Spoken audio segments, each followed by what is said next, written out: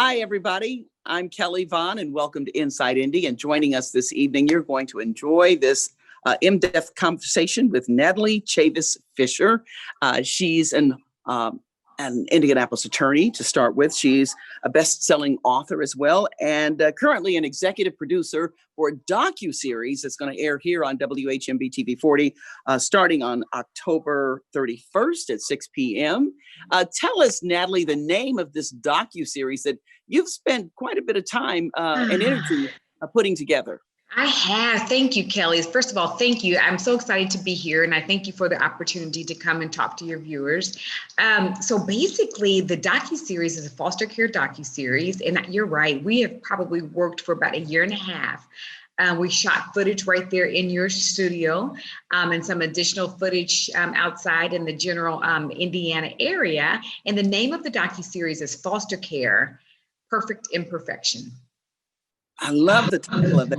So what's that mean? I mean, it's just so intriguing. Perfect imperfection.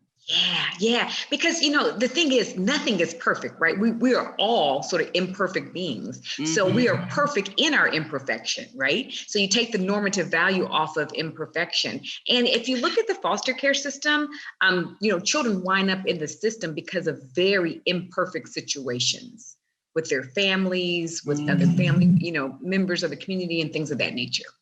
Okay. But when we think about the imperfect situations of foster, or those children who are up for adoption or even for a person to be a foster parent over them, our own personal families are not perfect either. I mean, that's kind of like the belief, like, well, my family's perfect, and so right. I got to have the perfect child, but your family's not perfect, people.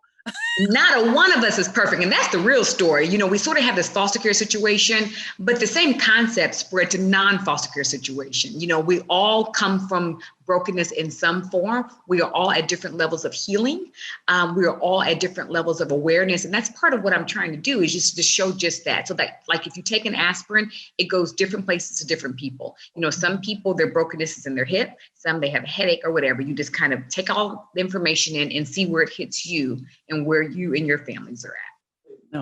Okay. So what prompted you to create this docuseries? Really awareness. So I've been practicing about 20 years in the child welfare space, and my eyes have seen a lot. I've seen abuses from 6-month-old, actually from, sort of prenatal, all the way until, late teenage years. And I've learned so many principles.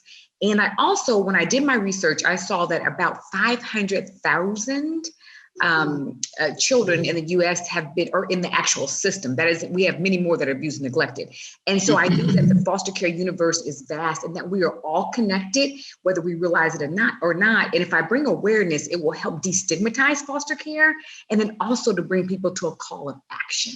What can I do? I can be a foster parent, but I don't have to be a foster parent. I can do other things. I can donate. I can, take my child, right?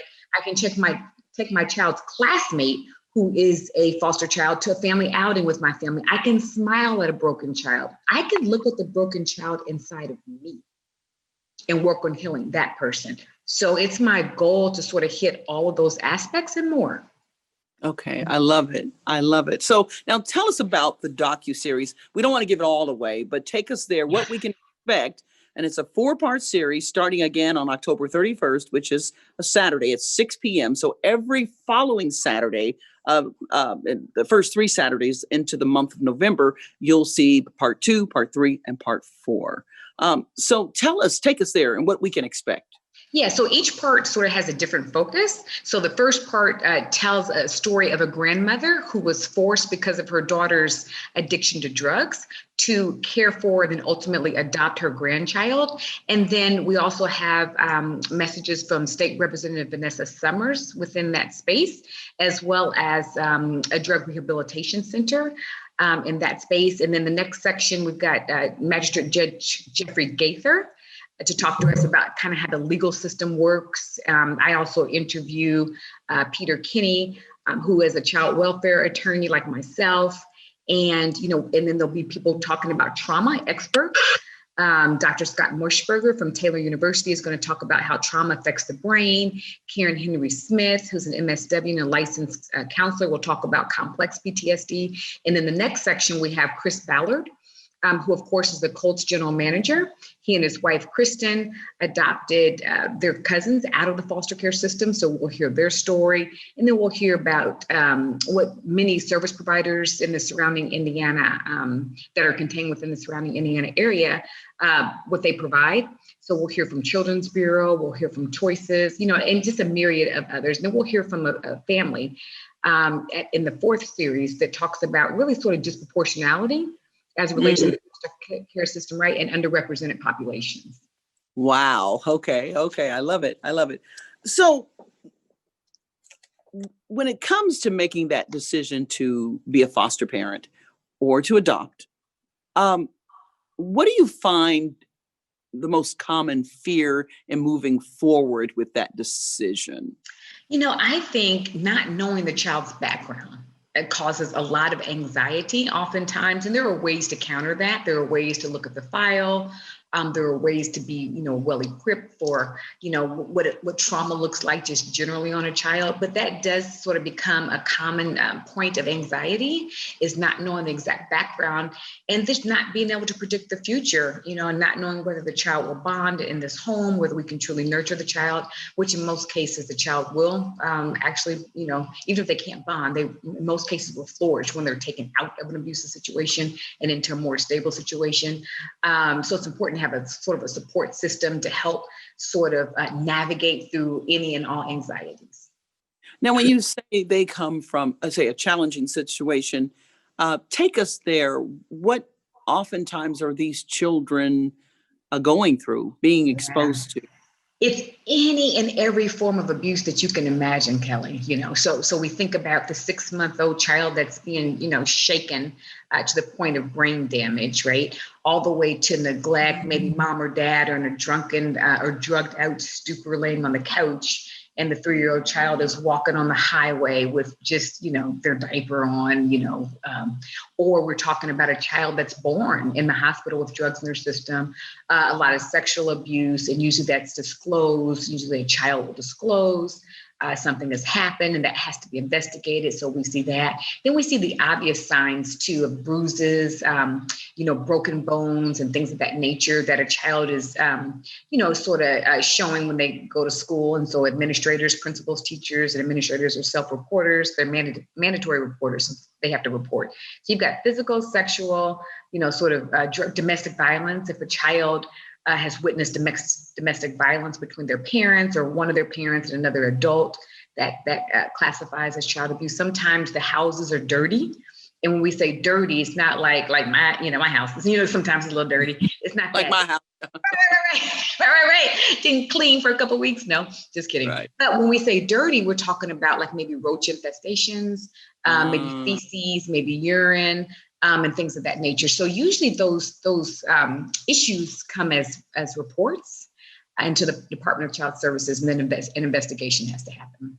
Okay, wow. So, and hearing all of that, now I take it though, that's not, every child doesn't necessarily experience trauma who comes through the system, because what I'm hearing a lot now, and I listen to NPR a lot, are these young people being left by parents who have died from COVID-19. Yeah.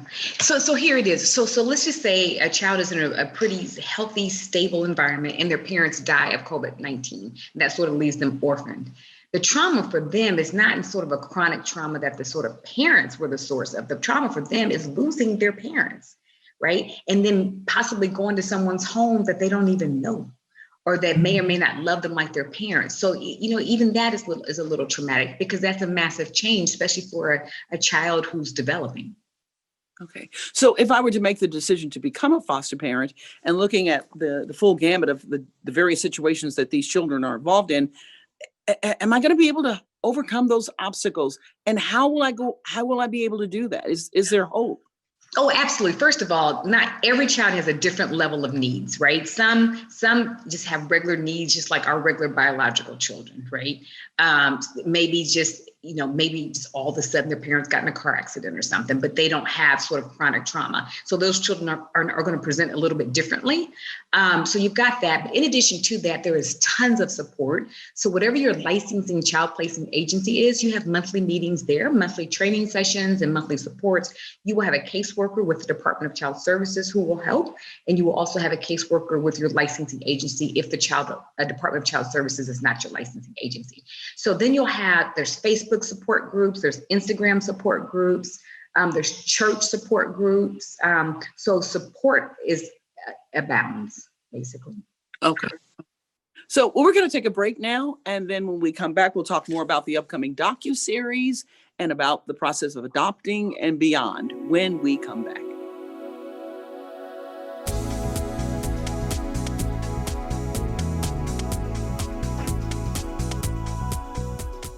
When I was in foster care, I never knew when I would have to move. So I always had my suitcase ready to go. Then one day I was adopted. My new parents opened their hearts and home to me. My parents cook my favorite breakfast for me every morning. My parents take me on trips I never thought I would go on. They gave me a home and an even better reason to use that suitcase. My parents aren't perfect, but they're perfect for me. Because of you, I felt hopeless. I know it was a joke, but it still hurt me. Because of you, I felt wanted and not alone in this world. Because you said hi to me on the first day of school, I felt included and I knew that I was going to be okay.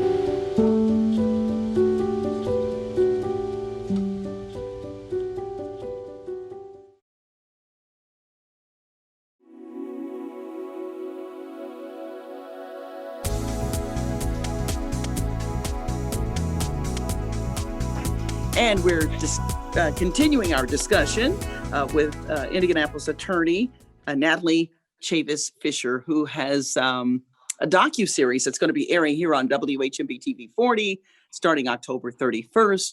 And for that weekend and 3 following weekends into the month of November. And we're letting you know about this docuseries, but also about her and her story. What made you get into this area of practice? Child welfare? Yeah, it's the greatest question ever. I kind of feel like if we're in this area, we are called to this area. And I started practicing law with my father about 20 years ago. And when I went to his office, he's like, okay, these are going to be your assigned cases. And he gave me 5 foster care adoption cases. And when I tell you, I fell in love with just, oh my God, the family dynamic, helping the children, helping the foster parents. I just knew at that point in time that this is the area that I want to continue to focus in. And I haven't looked back. 99% of my practice is foster care adoptions. I love it. Mm-hmm.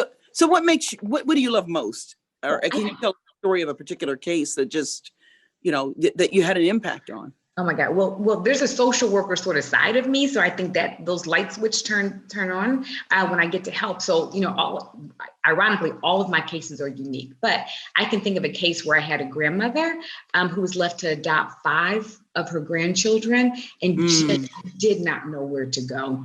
She knew that she was going to make sure her children would not remain in the system, her grandchildren. She knew that, but that's all she knew. So I felt like I got to walk hand in hand with her and help her navigate through the DCS system, the foster care system in general, service providers and things of that nature. And I helped, sort of help her obtain support systems that just, gave her the courage and the confidence and the resources to be able to care for these 5 grandchildren.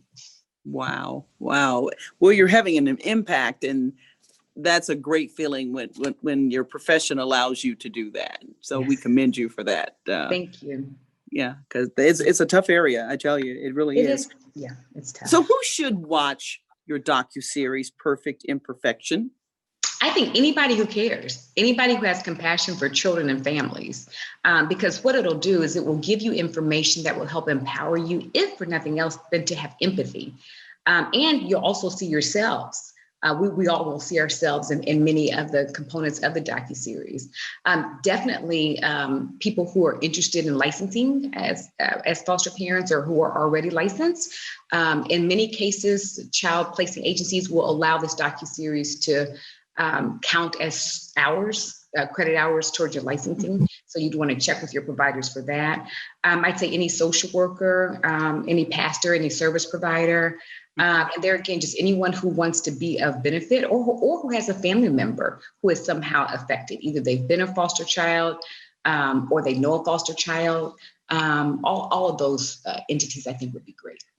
Okay. So now you're mentioning licensing there. How does one become licensed to be a foster parent? So basically, to become a licensed foster parent, a person has to connect with a child placing agency and go through their licensing process. And basically that entails a certain amount of hours of training. And so that training will include things like trauma-informed care, things like CPR, adoptions, and things of that nature. Okay. Now let's switch from being a foster parent to adopting children. And sometimes they come together, and sometimes you can just be a parent who adopts a child, right? Yeah. Explain how that works. Yeah. How they So sometimes siblings are adopted together. And I think the Department of Child Services does a really good job making a real concerted effort to keep siblings together if they can. Sometimes homes already have children, they just can't take a sibling group. And if that's the case, sometimes those children are separated, particularly if there's a big age difference.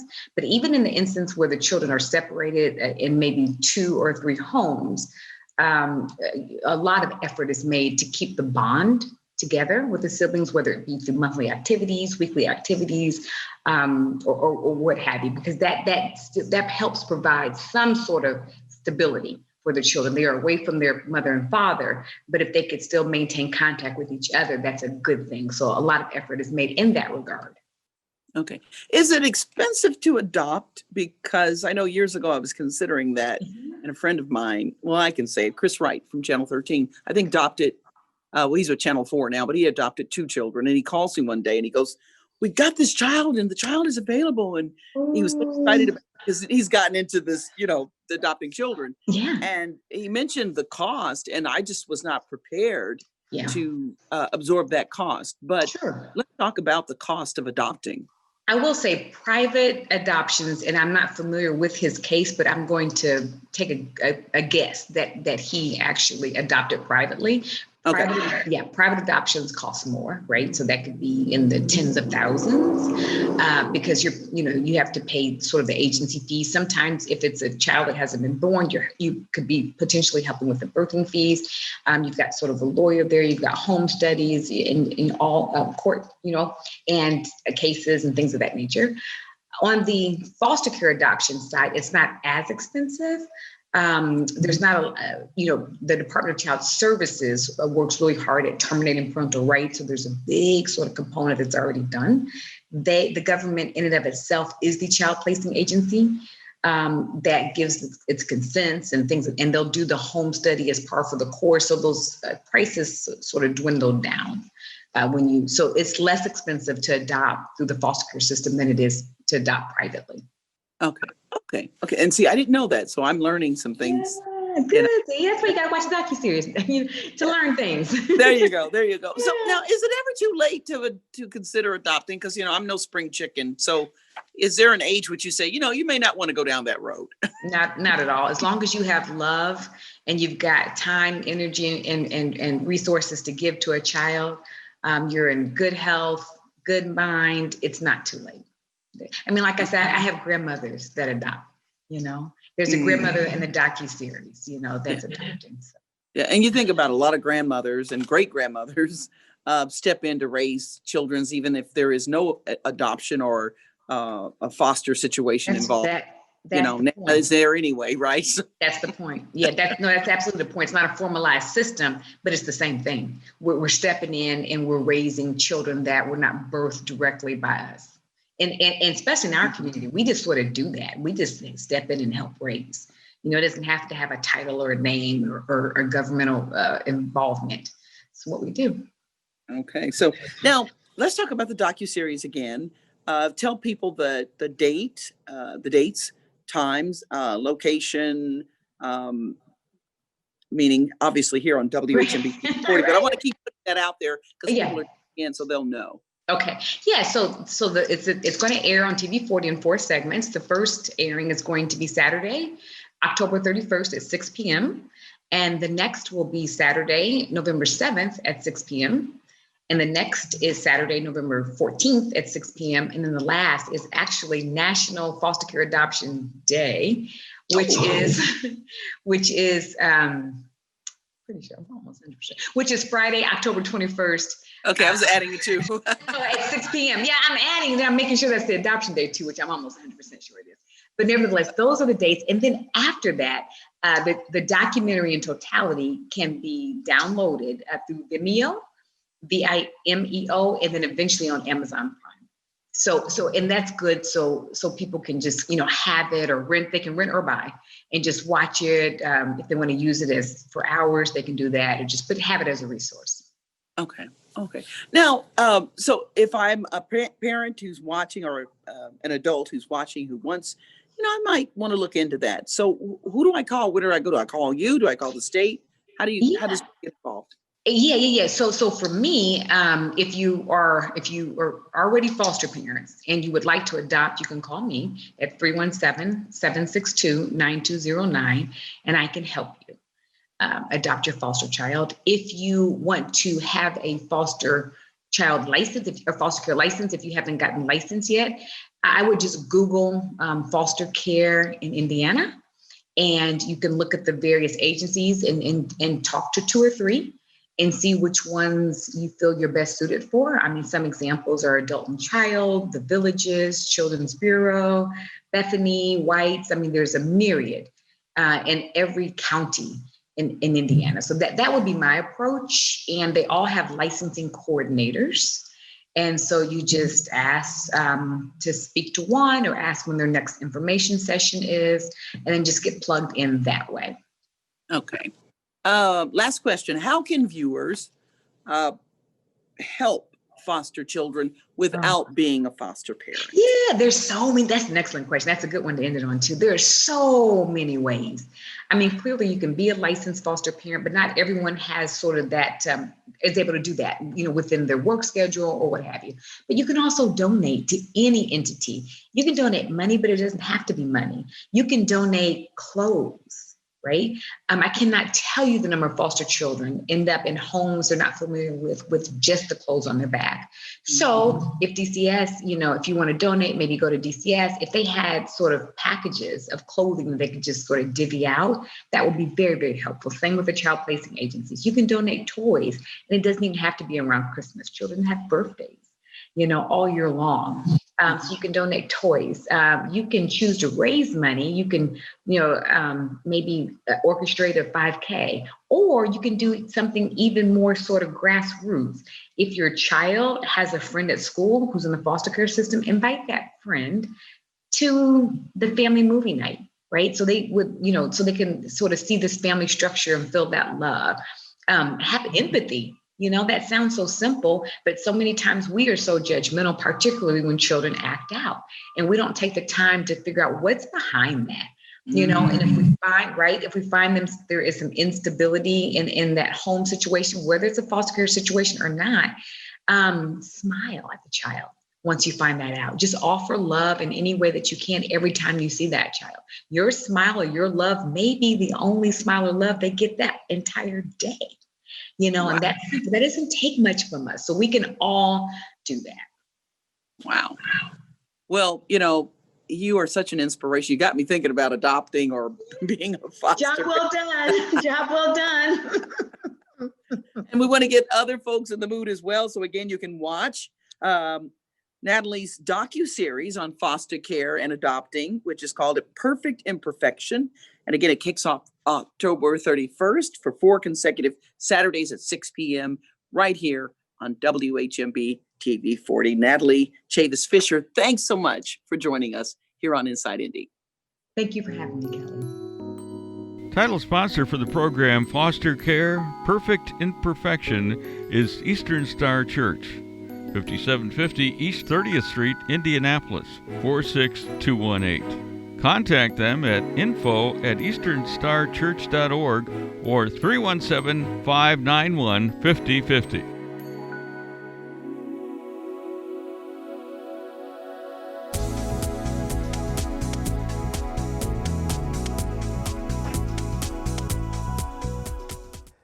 What would you do if you woke up one morning to find your street blocked with a house in the middle of it coming your way? Hi, I'm Bill Foster, founder and executive director of Habitat for Missions. Our organization purchases houses and then develops them with volunteer workmen. We then sell the house and give 90% of the profit away to support missions around the world. Just recently, Habitat for Missions supported church planting missionaries in the Czech Republic, building a vocational school in Uganda, providing a safe place for girls in India, partnering with an overseas mission organization and homeless shelter in Indianapolis. And that house moving towards us in the street, when the project is complete, will help at-risk teens in South Bend, Indiana. There's so much more we can do with your help. Whether it's moving a house in South Bend, renovating an old mansion in Georgetown, Kentucky, or sprucing up a home in St. Petersburg, Florida, Habitat for Missions is investing in lives. One house, one flip at a time.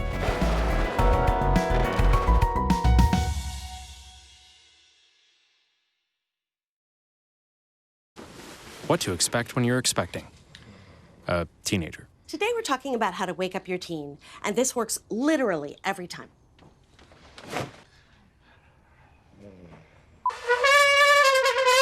Good kisses. Good kisses. You heard how loud I heard. It wasn't you. Yeah. It was the... Is that bacon? You don't have to know it all to be a perfect parent. Thousands of teens in foster care will love you just the same. They'll test you. Try to break your will. But however loud the loudness gets, however many cheese puffs may fly, you're the driver, the one in control. Stand firm. Just wait. And move only when you hear the click that says they're buckled in for the drive. Never give up till they buckle up.